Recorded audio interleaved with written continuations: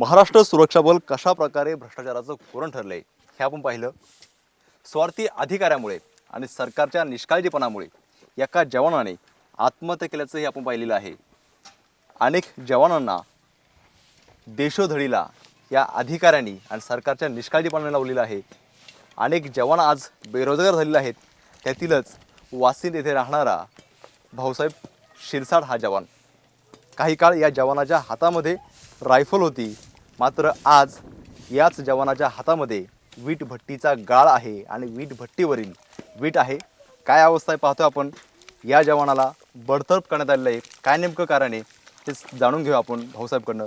भाऊसाहेब, काय सांगशील? काही काळ तुझ्या हातामध्ये रायफल होती, आज तुझ्या हातामध्ये वीट भट्टीचा चिखलाचा गाळ आहे।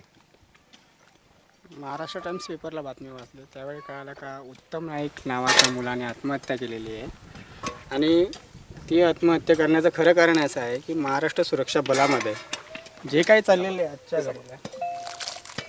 आजच्या घडीला जे काही चाललेलं आहे ते दुर्दैवी आहे। भ्रष्टाचार वगैरे झालेला आहे, मुलांना वेतनाची हमी नाही आहे, वेतनाची नोकरीची कामाची हमी नाही आहे आणि त्यांच्याकडनं 10-12 हजार रुपये ट्रेनिंगला घेतात आणि त्यानंतर फसवणूक केली जाते वगैरे। नाही, ही तर दुर्दैवी घटना आहे, एका जवानाने आत्महत्या केली, मात्र तुम्हाला हातातली रायफल सोडून चिखलाचा गाळ हातात काय घ्यावा लागला? काय नेमकं कारण आहे? माझं खरं कारण असं आहे का ज्यावेळी याची निर्मिती केली पहिल्यांदा त्यावेळी मी वाहनचालक पदासाठी अर्ज केला होता आणि मला कामावरती घेतलं गेलं। परंतु खरं कारण नंतर मला 8 महिने सेवा झाल्यावरती कळालं का जो काय PKJN अध्यक्ष होता या दलाचा, त्याच्या मुलांना खाजगी वाहनचालक मिळत नव्हते, म्हणून त्यांनी आम्हाला भरती करून घेतलं आणि जेव्हा त्याच्या मुलांची सेवा वगैरे पूर्ण करून झाल्यानंतर त्याच्यानंतर मग आम्हाला कामावरनं काढून टाकलं। काय नेमकं खाजगी वाहनावर तुम्ही किती तास ड्युटी करायचं? त्यांचा जो का मुलगा आहे कुठे कुठे गाडी घेऊन जायची किंवा कशा प्रकारची कामं असायची? मुंबईमध्ये सतत 13 ते 14 घंटे मला गाडी चालवावी लागायची। सतत मुंबईच्या म्हणजे भाईंदरला कधी जा, अंधेरीला वगैरे, एअरपोर्ट वगैरे, त्याच्यानंतर इकडे खालापूर वगैरे, खोपोली वगैरे इकडे यावं लागायचं। त्यांचं तिथे बांधकाम वगैरे असल्यामुळे तिकडे जावं लागायचं आणि त्याच्यानंतर माझी सुट्टी जरी झाली तरी मला सोडलं जायचं नाही, रात्री 10 वाजता वगैरे सोडायचं। त्याच्यानंतर मी 12-1ला वगैरे घरी यायचं रात्रीचा। पुन्हा सकाळी 8 ते 8ला ड्युटी आणि रात्री 10-11ला सोडायचं। पण मला कोणत्याही प्रकारचा मोबदला वगैरे दिलेला नाही। या गोष्टी मी दुसऱ्या पोलीस महासंचालक किती पगार किती तुम्हाला? मला 7,825 रुपये दिला। पाहता आपण किती भयानक गोष्ट आहे। जवानाची भरती जी आहे ती सुरक्षा रक्षक म्हणून करण्यात आली, मात्र अधिकाऱ्यांच्या खाजगी गाडीवरती ड्रायव्हर म्हणून काम करावं लागलं। अधिकाऱ्यांनी कशा प्रकारे अधिकाराचा गैरवापर केला आहे त्याचं हे उत्तम उदाहरण आहे। तुम्हाला हे सगळं होतं, याबद्दल तुम्ही कुठल्या वरिष्ठ अधिकाऱ्याकडे, कुठल्या महाराष्ट्राचे मंत्रिमंडळामध्ये कुठं तक्रार केली तुम्ही? गृहमंत्री RR पाटलांकडे त्यावेळी मी प्रत्यक्ष भेट घेऊन वगैरे हा विषय मांडलेला आहे, त्यांच्याकडे लेखी तक्रार केली।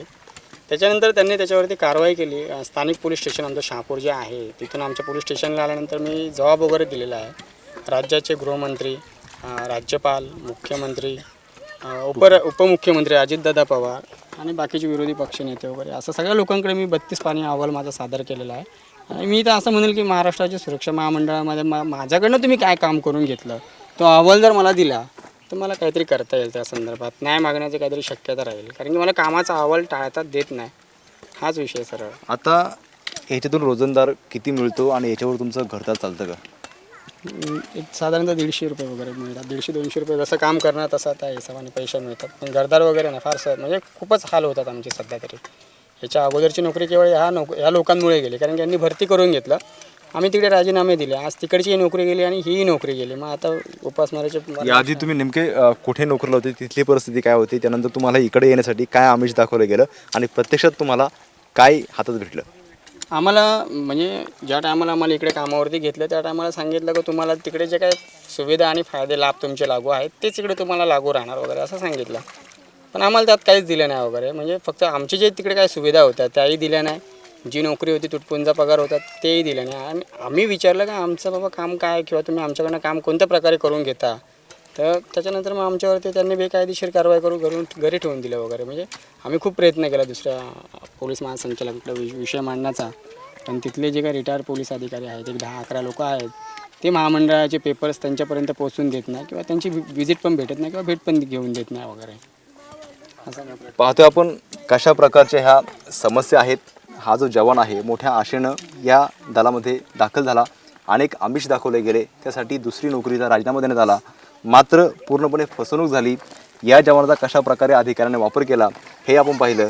त्यामुळे या जवानावरती कशा प्रकारची ही वाईट अवस्था आलेली आहे हे आपण पाहिलेली आहे. त्यामुळे या स्वार्थी अधिकारी, बदमाश अधिकारी, गृह खातं यांच्यावरती अजूनपर्यंत कुठल्याही प्रकारची जी आहे ती कारवाई झालेली नाही आहे. त्यामुळे ही नेमकी कारवाई कधी होणार? फक्त भाऊसाहेब शिरसाटच हा जवान नाही, त्यासारखे अनेक जवान जे आहेत अशाच प्रकारची अवस्था आहे, त्यांची अशीच अवस्था आहे. त्यांना तरी आता कधी न्याय मिळणार हा खरा प्रश्न आहे. सरकार आता नवीन सरकार नेमकं कधी याकडे दुर्लक्ष घालणार हाही आता प्रश्न यांच्याकडनं विचारला जातोय. कॅमेरा अमित खांबेसह राजू सोनवणे, जय महाराष्ट्र, वासिंद.